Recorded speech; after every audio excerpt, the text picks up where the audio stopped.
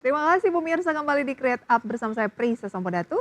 Dan saya Wiki Adrian dan kali ini kami akan membahas mengenai upgrade hewan kurban lewat startup. Sudah tersambung oleh Virgo. Ada Mas Catur Wahyu Pamungkas, CEO dan juga founder dari Celengan Kurban Jakarta. Apa kabar Mas Catur?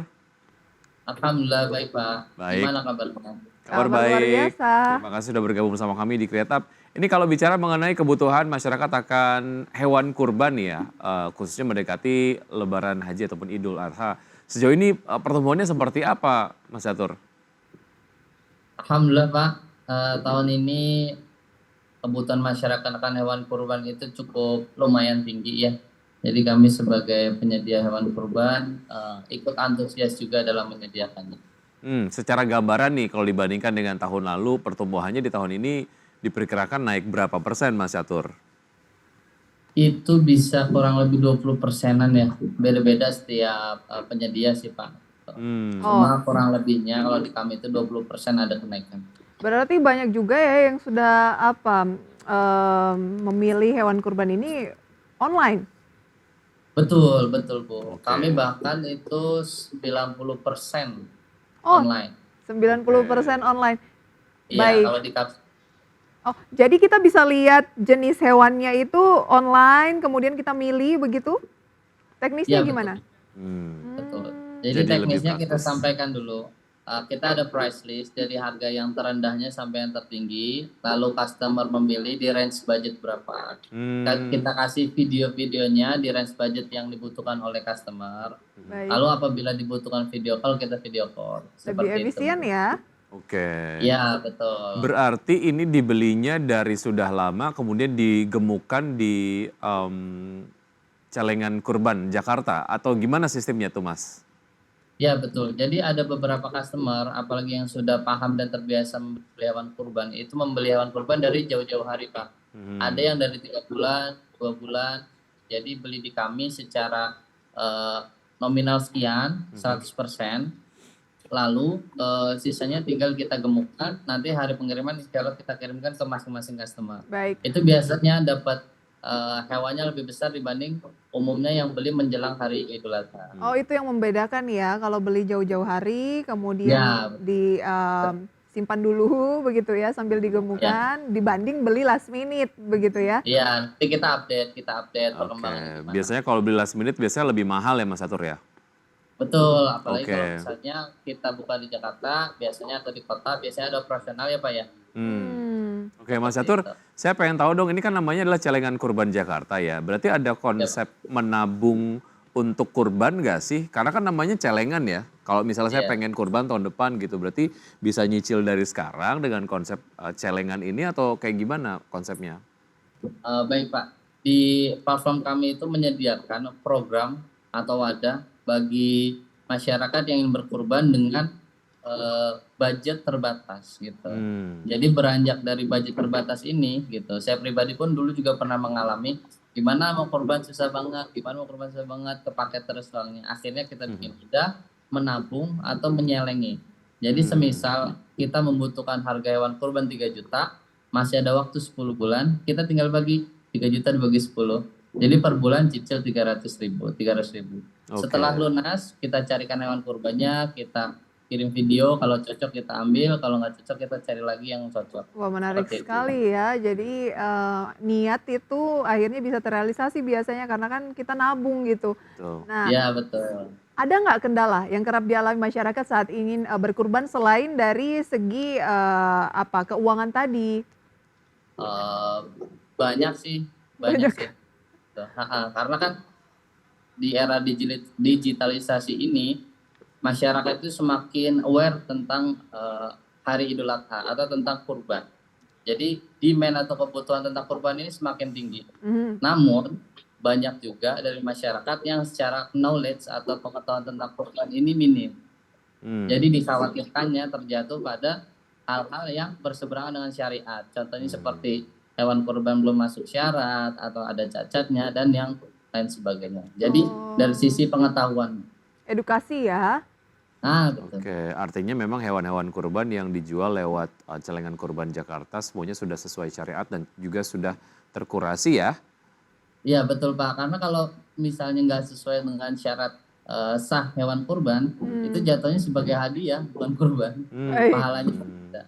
Oke. Baik. Nanti akan kita bahas lebih jauh soal hewan kurban ini ya melalui platform digital usai jeda pemirsa. Tetaplah di Create Up. Anda kembali bersama kami pemirsa dan kita masih berbincang bersama dengan founder Celengan Kurban Jakarta. Jadi kita bisa nabung nih agar bisa berkurban misalnya tahun lalu ke sekarang ataupun tahun depannya bersama dengan Mas Catur Wahyu Pamungkas. Mas Catur, ini kan masih baru ya Celengan Kurban ini Anda dirikan. Kemudian tantangannya apa dari segi mungkin platformnya, teknologinya bagaimana? Kendala tentu ada Bu, terutama bagi kami yang masih belajar di digitalisasi, baik dari editornya, pengambilan gambar dan videonya, baik dari sisi media sosialnya, dan lain sebagainya. Jadi kita masih belajar dan insya Allah semoga bisa berkembang untuk kedepannya. Oke, baru 3 tahun mudah-mudahan akan terus langgeng gitu ya. Mas Catur, seperti apa sih upaya dari Celengan Kurban Jakarta sendiri untuk meyakinkan masyarakat untuk berkurban melalui mekanisme menabung melalui Celengan Kurban Jakarta. Terus ini kan berarti semacam entitas bisnis lah ya mau tidak mau. Model bisnisnya seperti apa? Cari cuannya gimana? Udah profit atau belum? Kalau dikatakan udah profit apa belum, kalau sekarang udah. Tapi kalau di tahun pertama gitu, atau beranjak ke tahun kedua, kalaupun ada profitnya itu tipis Pak. Seperti itu. Nah jadi kami ini berusaha menawarkan kepada masyarakat untuk memilih hewan kurban yang terbaik. Makanya sebagaimana tagline kami, saatnya mengupgrade hewan kurban. Kenapa? Karena kita berusaha mencari bersama, gitu. Bukan sebatas saya menjual, saya tidak mau tahu masyarakat mau beli apa enggak. Bukan. Kita mencari bersama. Ini hewannya bagus saya bilang, ini tanduknya bagus, ini badannya bagus, dan lain sebagainya. Kalau mau silakan. Baik. Ini ciri pembelian Nabi SAW dan lain-lain. Nah, menjaga trust dari konsumen begitu ya, karena kan ada dana yang diparkir di situ. Nah, itu bagaimana? Sebenarnya sih yang utama ya, lebih baik datang ke kandang lebih enak di Jawa Barat. Cuma kalau misalnya karena keterbatasan waktu, kita bisa video call atau bisa main ke tempat tinggal kami di Jakarta. Kita ngobrol bersama. Itu bisa. Baik. Seperti itu. Dan apabila dibutuhkan data-data dan perlu untuk sifatnya disembunyikan, insya Allah kita juga siap. Sudah berapa banyak yang menjadi konsumen lah ya dari Celengan Kurban? Sejauh ini terjual lah istilahnya gitu ya. Itu kurang lebih 60-an ekor. 60 ekor hanya tahun ini saja atau dari awal berdiri? Enggak, maksudnya tahun ini aja. Oh, tahun ini aja ya. Dan itu banyaknya 90% lewat online. Baik, sapi dan kambing ya? Kalau kita khusus di domba Garut aja, di domba aja. Wow. Tapi enggak.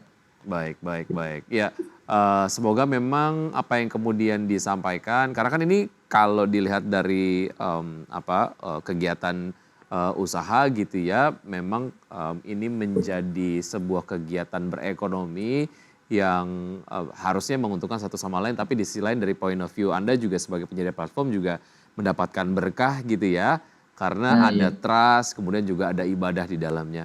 Mas Catur, terima kasih sudah bergabung bersama kami. Sukses untuk Anda dan juga teman-teman di Celengan Kurban Jakarta. Assalamualaikum. Baik Pak, terima kasih. Itu dia pemirsa ya, semoga segala langkah-langkah untuk mempersiapkan menyambut Hari Raya Idul Adha ini berjalan lancar. Dan sebelum kami akhiri, kami update posisi terakhir dari indeks harga saham gabungan hingga pukul 9:27 waktu Indonesia Barat, di mana IHSG pemirsa sejauh ini masih bergerak di teritori negatif, pelemahan makin tinggi. Oke, kami koreksi ya, ternyata sudah naik tipis 0,04%, 2 poin, 6.833. Dan sejauh ini tahap gainers pemirsa di sesi 1 ada CAM, kemudian juga GTRA, MBTO, SKL, TIBOS, Data, PAMG, ESA, dan juga Wika.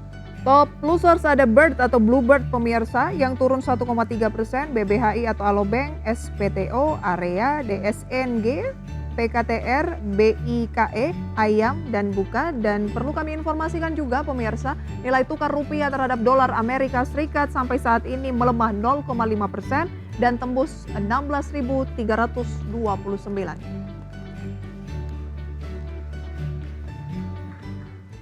Sudah 90 menit kami menemani Anda dalam Power Breakfast. Semoga pembahasan hari ini dapat menjadi referensi dan sumber informasi untuk Anda. Tetap informasi Anda hanya di IDX Channel, the trustworthy and comprehensive investment reference. Karena urusan masa depan harus sedepan, aku investor saham. Prisa Samudatu pamit. Demikian Adrian. Sampai Sampai jumpa. jumpa.